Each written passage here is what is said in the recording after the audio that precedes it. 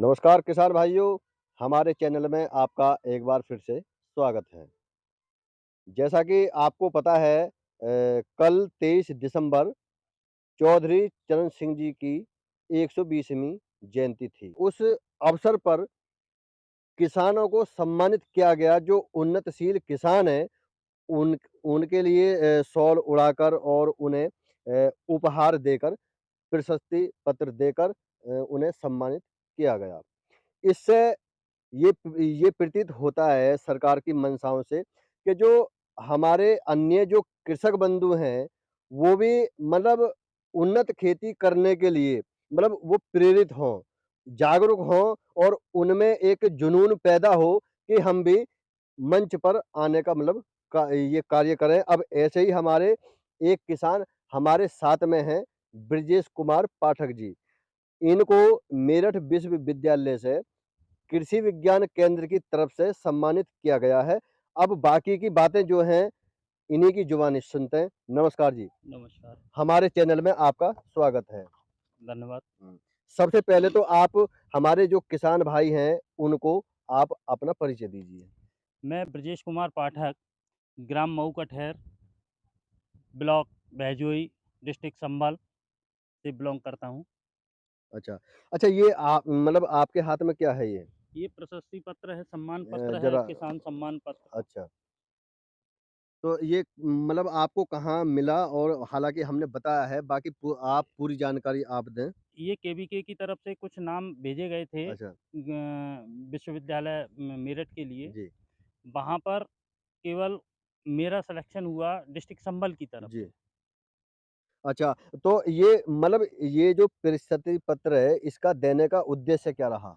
किसानों में जागरूकता पैदा हो जी। खेती के प्रति, अच्छी फसल करें, किसान प्रेरित होकर के हुँ, आज हमको सम्मान मिला है, कल को दूसरे व्यक्ति अगर अच्छी फसल करेंगे तो हुँ, उन्हें भी सम्मान प्राप्त होगा। जी। अच्छा और बाकी और जो उपहार भेंट हैं, तो अच्छा जैसे आपको सम्मानित किया गया मंच पर, बहुत लोग होते हैं मंच के सामने, तो आपको उस समय कैसा फ़ील हुआ मतलब? गर्व महसूस होता है, हुँ, किसान के लिए वैसे किसी सरकार की तरफ से बहुत सी पहल हुई, हुँ, लेकिन जब मंच पर सम्मानित किया जाता है तो अलग ही फ़ील महसूस होता है। बिल्कुल, बिल्कुल। अच्छा तो ये जो हमारे जो किसान बंधु और हैं तो आप जो फसल करते हैं, कौन-कौन सी फसल करते हैं आप? गन्ना है, सहफसली खेती ज़्यादा कारगर सिद्ध हो रही है अच्छा, आज के अच्छा। पीरियड में हुँ, किसानों के लिए। हुँ, सहफसली करते हैं, एक फसल में लागत लगाते हैं, दूसरी फसल अपनी सेफ हो जाती है। जी। तो उससे किसान की आय दुगनी क्या मैं कहता हूँ 4 गुनी भी हो सकती है, अगर हुँ। किसान मेहनत करे तो। अच्छा जैसे आप एक उन्नतशील किसान हैं, जागरूक किसान भी हैं, तो यहाँ एक सवाल पूछना चाहता हूँ मैं आपसे कि ये जो परंपरागत हमारे किसान भाई, यानी कि 90% किसान भाई हमारे परंपरागत खेती करते हैं, जिसमें कि वो एक प्रकार से समझो तो वो घाटे का सौदा ही रहता है। तो बाकी लीग से हट के इस परंपरागत खेती से हट के यदि थोड़ा-सा कुछ बागवानी की तरफ या मतलब फूलों की खेती की तरफ या और भी खेती हैं, जिससे जो हमारे अन्य किसान हैं वो लाभान्वित होते हैं, हर साल, हर बार, हर छमाही। तो आपको जो परंपरागत जो खेती है हमारी जो 90% किसान बंधु करते हैं और बाकी के जो लोग लीग से हट के जो खेती कर रहे हैं, तो इसमें अंतर और दोनों के फ़ायदे और ये परस्पर आपके हिसाब से कितनी खरी उतरती है, उस चीज़ के बारे में आप हमारे किसान भाइयों को बताएँ?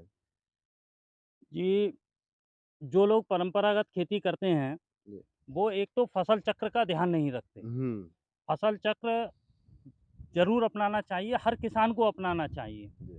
इस बार अगर इस खेत में मैंने गेहूँ लगा रखा है ये, हुँ, तो आ गया। अगली साल मुझे इस खेत में हुँ, गेहूँ ना करके हुँ, सरसों है हुँ, या अन्य चीज़ें हैं हुँ, और सहफसली खेती करने का अलग ही फ़ायदा है। हुँ, अगर आप तिलहन करते हैं, उसमें चना लगा दीजिए, हुँ, उससे नाइट्रोजन की मात्रा आपको बिल्कुल करके यूरिया लगाना ही नहीं होगा हुँ, सरसों में हुँ, और जो चना होता है वो अपने आप में ही नाइट्रोजन देता है हुँ, और अच्छी फसल होती है। एक फसल में 2 फसलों का मुनाफ़ा मिलता है हम लोगों को अगर सहफ़सली खेती अच्छा, करते हैं। आप ये जो 2 फसल की बात कर रहे हैं, तो जैसा कि हम देख पा रहे हैं, मैं अपने कैमरामैन से कहूँगा कि इसमें ये गेहूँ के साथ ईख है या क्या है? ये गन्ना लगा रखा है अच्छा, अच्छा। गेहूँ के साथ। तो जैसे ये गन्ना मतलब इसकी पैदावार पे मतलब फ़र्क आएगा क्या मतलब कैसे? बिल्कुल भी अंतर नहीं आएगा साहब। अच्छा। ये गेहूँ है, गेहूँ अगर आप निरा गेहूँ खेत क हुँ, में करते हैं, हुँ, तब भी वही पैदावार देगा और ये अगर हमने रो से लगा रखा है, हुँ, तो इसकी उपज और बेटर होगी। जी, जैविक खाद का भी प्रयोग करते हैं, फर्टिलाइज़र भी देते हैं, लेकिन संतुलित मात्रा में। जब फसल को आवश्यकता होती है, उतना ही देना उचित रहता है। अच्छा। किसान बंधु क्या करते हैं कि जाते हैं दुकानों पे कहते हैं कि ये दिक्कत आ रही है, वो दिक्कत आ रही है, तो कोई भी दुकानदार खेत पर देखने तो आता नहीं। हुँ, वो अपने मनगढ़ंत जो चीज़ उसे प्रॉफ़िट होता है, जिसमें ज़्यादा कमाई होती है, वो चीज़ें मुहैया दे करा देता है जी, किसान को और वो चीज़ें लगवाता है। जी। किसान को वही चीज़ लगानी चाहिए जो फसल माँग रही हो। हाँ, ये तो आपने बिल्कुल सही बात कही। हमने भी कई बार देखा है, तो यानी कि जिस प्रकार 17 तत्वों की एक मतलब फसल के पौधे के लिए लगभग आवश्यकता होती है। आवश्यकता होती है, लेकिन कुछ हमारे जो कृषक बंधु हैं, वो एक होड़ मतलब होड़ ही कहेंगे उसे कि उसने अगर 1 बोरा नाइट्रोजन लगाया तो मैं 2 लगाऊँगा। हालाँकि मेरे हिसाब से तो वो 1 बोरा जो है वो बेकार जा रहा है। बिल्कुल बेकार जाता है। हाँ। नाइट्रोजन की मात्रा की इतनी आवश्यकता नहीं होती जितने हमारे किसान बंधु लगाते हैं, हुँ, देते हैं। हम तो शुरुआत में जब गेहूँ की बिजाई करते हैं, उससे पहले जब खेत तैयार कर रहे होते हैं, उसी समय थोड़ा-सा नाइट्रोजन देते हैं खेत में 5 या 6 किलो बीघा हुँ, का लगा देते हैं हुँ, नीचे ही। हुँ। उसके बाद में हम नाइट्रोजन देते ही नहीं गेहूँ को भी। बिल्कुल, बिल्कुल। अच्छा तो ये बहुत अच्छी जानकारी दी आपने और इसमें जो अच्छा ये एक चीज़ और बताओ, जैसे ही अभी बात चली 1 बोरा से 2 बोरा की, तो इसमें जो एक सीमित मात्रा में जो हमारा उर्वरक है, जो खाद ब हम देते हैं, तो उसकी जो एक उचित मात्रा है, जो सीमित मात्रा है, वो कितनी होनी चाहिए? मतलब एकड़ के हिसाब से आप मतलब बताएँ? देखिए अगर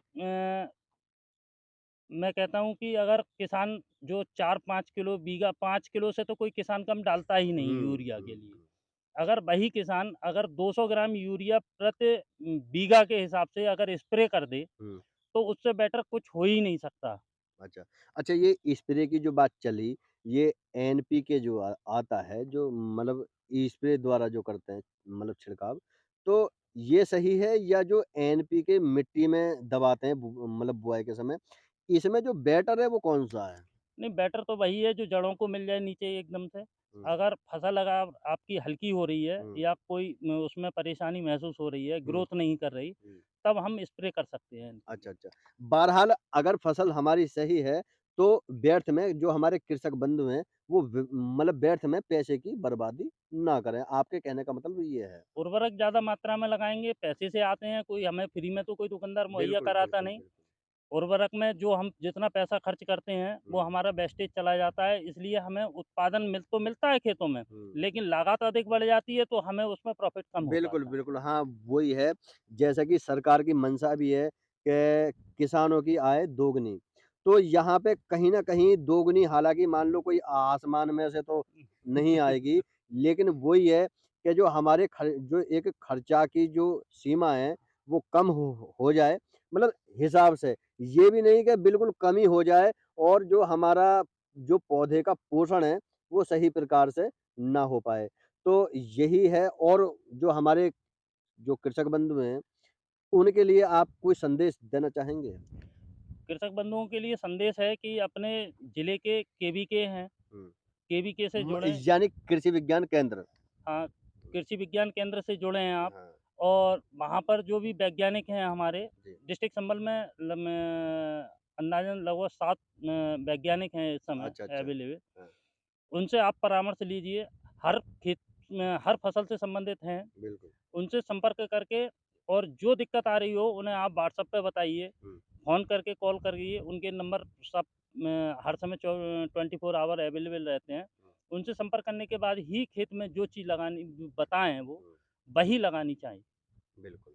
तो हमारे जो कृषक बंधु हैं, अभी आपने पाठक जी को सुना और मतलब ये उन्नतशील किसान हैं और ये प्रशस्ति पत्र जो इनके हाथ में है, ये इनका सबूत है कि ये सम्मानित होके आए हैं और एक मतलब उन्नतशील किसानों की गिनती में इनका मतलब नाम दर्ज है।